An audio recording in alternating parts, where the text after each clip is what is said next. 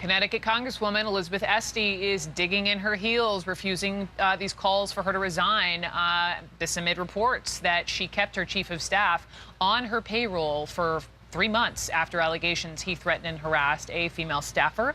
The Congresswoman spent the weekend in what one person described as damage control mode. She has been working the phones, calling Democratic leaders to get their thoughts. She also reached out to her congressional colleagues in a letter, which she writes in part, "How did I not know? How did I not see it? What I do know is that wasn't an isolated incident on Capitol Hill, and that we can and must do better to ensure a safe environment for our employees.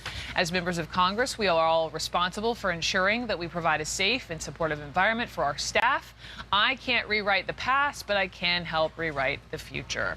And adding to that now, Democratic Minority Leader Nancy Pelosi just issued a statement moments ago saying this, as Congresswoman Esty has acknowledged her actions did not protect Ms. Kaine and should have, though Leader Pelosi stopped short of calling for Esty's resignation. So with me now, Esty's Democratic colleague from the state of Connecticut, State Senator May Flexer.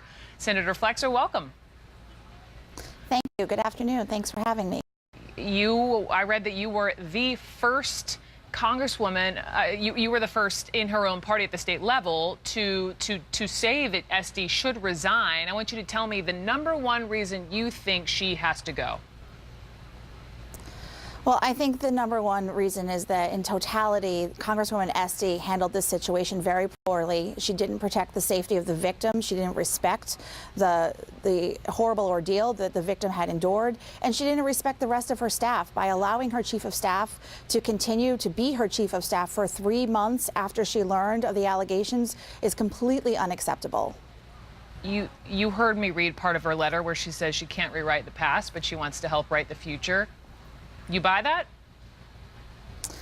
You know, I know that the Congresswoman has been a champion on a lot of issues important to women, and I know that she wants to do better, but I just believe that this mistake is too egregious to get past, and it's time for her to step aside. You know, I read the entire letter, and I'm sure you have as well, and never did I see an explanation, as to why she kept this man on staff for 3 months after she found out about the abuse, and #2, why she then wrote a reference letter for him to get another job.